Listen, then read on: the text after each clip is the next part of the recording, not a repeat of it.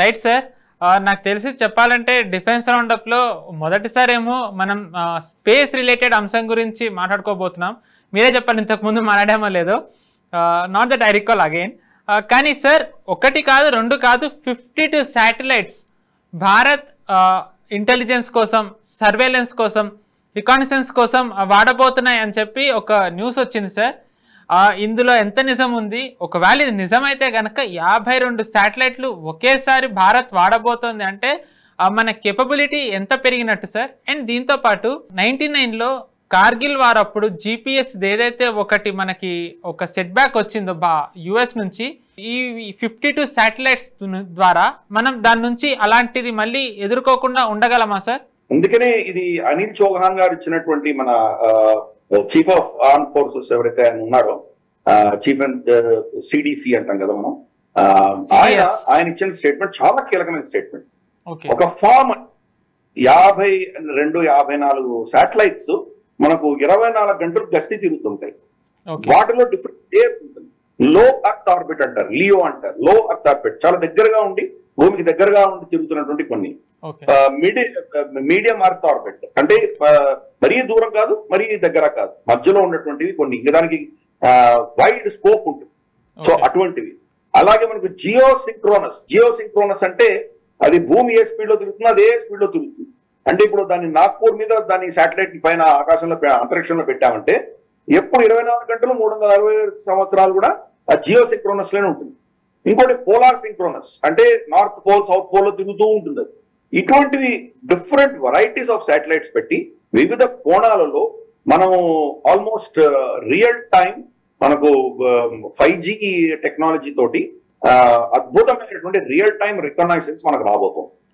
ఇది యాక్చువల్గా మన దగ్గర ఈ కెపాసిటీ లేదు కాబట్టి డొనాల్డ్ ట్రంప్ గతసారి ప్రెసిడెంట్ గా ఉన్నప్పుడు ఆయన పదవి విరమణ చేసేదానికి జస్ట్ కొన్ని వారాల ముందర మనతోటి బేసిక్ ఇన్ఫర్మేషన్ ఎక్స్చేంజ్ అగ్రిమెంట్ అని కూడా చేసుకున్నాం అమెరికాతో. వాళ్ళు మనకి ఇచ్చేవాళ్ళు, ఈ శాటిలైట్ ఫీడ్ ఇచ్చేవాళ్ళు. మన సరిహద్దులో ఏం జరుగుతోంది, శత్రువులు ఏం చేస్తున్నారు మనకి ఇచ్చేవాళ్ళు. ఆ ఫీడ్ ఆధారంగా మనం యాంగ్సే, మనకు అరుణాచల్ ప్రదేశ్ లో యాంగ్సేలో చైనీస్ పిఎల్ఏ వాళ్ళు చొరబాటు చేసే ప్రయత్నం చేస్తున్నారు అని మనకు ముందస్తుగా తెలిసేసరికి మనం ఇమ్మీడియట్ గా కౌంటర్ మెషర్స్ చేయగలిగాం.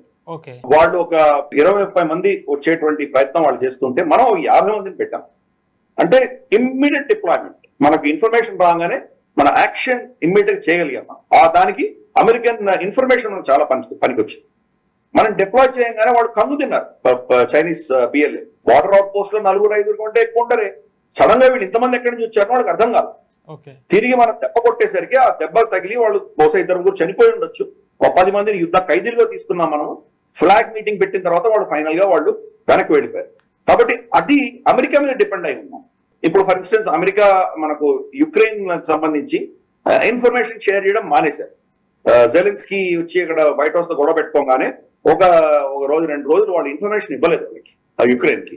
ఇన్ఫర్మేషన్ ఆపేసేసరికి రష్యా వాళ్ళని బొంబార్డ్ చేసుకుంటూ కర్స్క్ లో కంప్లీట్ గా యుక్రెయిన్ సైన్యాన్ని వెనక్కి పోసుకుంటూ వాళ్ళు వెళ్ళిపోయగలిగారు. వాళ్ళకి ఇన్ఫర్మేషన్ లేదు. కాబట్టి ఇన్ఫర్మేషన్ లేకపోతే కనుక మనం చాలా ఇబ్బందులు పడతాం. చైనా దగ్గర మనకంటే చాలా సుపీరియర్ ఇన్ఫర్మేషన్ ఉంది. అటువంటిప్పుడు ఆ చైనీస్ ఇన్ఫర్మేషన్ పాకిస్తాన్ కూడా వాళ్ళు ఇవ్వచ్చు.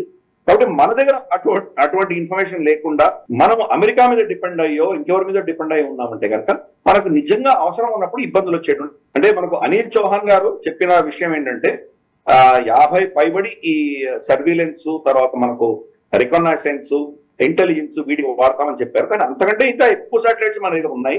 కొన్ని మనకు చెప్పము, అవి సివిలియన్ శాటిలైట్స్ గానే తిరుగుతూ ఉండొచ్చు. కానీ దాంట్లో కొన్ని పారామీటర్స్, బ్యాండ్ విడ్త్స్ ఏవైతే ఉంటాయో, కొన్ని కెమెరాస్ ఏవైతే ఉంటాయో అవి చాలా సోఫిస్టికేటెడ్ ఉంటాయి. అవి ఆల్ వెదర్ టెరెన్ అంటే మబ్బులు ఉన్నా కానీ మబ్బుల్లోంచి కూడా చూడగలిగినటువంటి టెక్నాలజీ, ఇన్ఫ్రారెడ్ కెమెరాలు, తర్వాత మనకు high technology sensor cameras, ground penetrating cameras, ఇటువంటివన్నీ కూడా పెట్టాం మనం. అవన్నీ మనం చెప్పాల్సిన అవసరం లేదు. ఆయన ఎంత చెప్పాలో అంతే చెప్పారు. మన దగ్గర కూడా ఆ టెక్నాలజీ మనం పెట్టుకుంటున్నాం. కాబట్టి కౌంటర్ చేయడం మనం చాలా సునాయాసంగా కౌంటర్ చేయొచ్చు. ఇంకా శాటిలైట్స్ మన దగ్గర ఎక్కడ ఉన్నాయంటే మన శత్రువులు మాట్లాడుకుంటున్నటువంటి కమ్యూనికేషన్ కూడా మనం ట్యాప్ చేయగలిగినటువంటి శాటిలైట్స్ కూడా మన దగ్గర ఉన్నాయి. కాబట్టి ఇంకా దాని కెపాసిటీ పెంచే దిశగా రాబోయే సంవత్సరం లోపు మనం ఈ శాటిలైట్స్ అని కూడా పంపించబోతున్నాం. ఇన్ఫాక్ట్ ఒకటే లాంచ్ లో మనం 100 శాటిలైట్లు గతంలో పంపించాం కదా. కాబట్టి మనకు ఆ కెపాసిటీ ఉంది. క్రమేపీ ఇవన్నీ పంపించబోతున్నాము.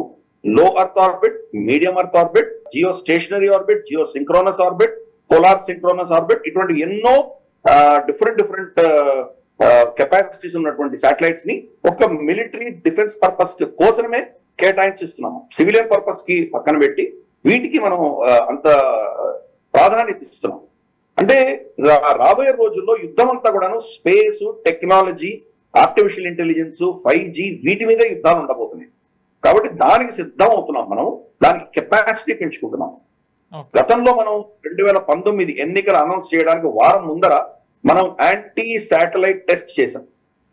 యాంటీ శాటిలైట్ టెస్ట్, దాన్ని AST అంటాం. AST ఇక్కడి నుంచి ఒక క్షిపణి పేల్చి హై స్పీడ్ లో కొన్ని వేల కిలోమీటర్లు పర్ అవర్ వెళ్తున్నటువంటి ఒక శాటిలైట్ ని మనం కింద నుంచి ఛేదించాము. లో అర్త్ ఆర్బిట్ ఒకటి మనదే పాత శాటిలైట్ దాన్ని మనం ఛేదించగలిగాం. అంటే టెక్నాలజీ డెమాన్స్ట్రేట్ చేసాం. ఇది కూడా ముగ్గురు దగ్గర మాత్రమే ఉన్నది. అమెరికా, చైనా, రష్యా దగ్గర మాత్రమే ఉన్నది ఈ టెక్నాలజీ. ఎవరి దగ్గర ప్రపంచంలో అది మన దగ్గర ఉంది. ఈ రోజు రమారమి ఇటువంటి టెక్నాలజీస్ చాలా వాటిల్లో మనం మన ఒక క్వాడ్ అని చెప్పేసి లిటరల్ గా చెప్పాలంటే అమెరికా, చైనా, రష్యా, భారతదేశం దగ్గర ఉన్నటువంటి టెక్నాలజీ ఈ 4 దేశం తర్వాత ఉన్నటువంటి దేశాల్లో ఉన్న టెక్నాలజీలో చాలా ఒక విధమైనటువంటి జనరేషన్ గ్యాప్ వచ్చేసి మనం ఆ జనరేషన్ లో ఉన్నాం. వాళ్ళు మేజర్ పవర్స్ ఏ టెక్నాలజీ పెట్టుకుంటారో ఆ టెక్నాలజీ మనం రెప్లికేట్ చేయగలుగుతుంది. వాళ్ళు హైపర్సానిక్ టెక్నాలజీ అంటే మనకు కూడా హైపర్సానిక్ టెక్నాలజీ ఉంది. కాబట్టి ప్రతిదీ కూడాను మనకు వాళ్ళు multiple reentry, multiple targetable reentry, intercontinental ballistic missiles అంటే మన దగ్గర కూడా ఉన్నాయి. సో ప్రతిదీ కూడా మనం లిటరల్ గా వాళ్ళతో కాంపిటీషన్ లో ఉన్నాం. కాబట్టి ఈ రోజు భారతదేశం యొక్క కెపాసిటీ చాలా పెద్దది. వెరీ ఎన్హాన్స్డ్ కెపాసిటీ మన దగ్గర ఉన్నది. ఇది మనం అర్థం చేసుకోవాలి. 10-12 ఏళ్ల క్రితం మనం ఉన్నటువంటి భారతదేశం, ఇప్పుడు భారతదేశం చాలా తేడా ఉన్నది. ఇది యుద్ధాల సమయం కాదు అని మోదీ గారు చెప్తూనే ఎన్ని అస్త్రాలు కావాలో అన్ని అస్త్రాలు మనం సంపాదించి పెట్టుకుంటున్నాము, ఇంక్లూడింగ్ స్పేస్. అనిల్ చౌహాన్ గారు ఇంకొక కీలకమైన స్టేట్మెంట్ ఇచ్చారు. అని ఏమన్నారంటే రాబోయే 6 నెలల లోపు శాటిలైట్ లో మన యుద్ధం ఎలా చేయాలి, శాటిలైట్ కి సంబంధించిన ప్రోటోకాల్స్ ఏమి ఉండాలి, మన పాలసీలు ఎలా ఉండాలి, మనం దాన్ని ఎలా వాడుకోబోతున్నాం, ఇవన్నీ కూడా దాని యొక్క పాలసీ స్టేట్మెంట్ అనేది మేము రిలీజ్ చేయబోతున్నాం అని చెప్పారు. అంటే మనం ఎంత అడ్వాన్స్ గా ఆలోచన చేస్తున్నామో చూడొచ్చు మనం. కాబట్టి ఇది ఒక అద్భుతమైనటువంటి న్యూస్. అందరినీ కూడా మనం అభినందిస్తాం.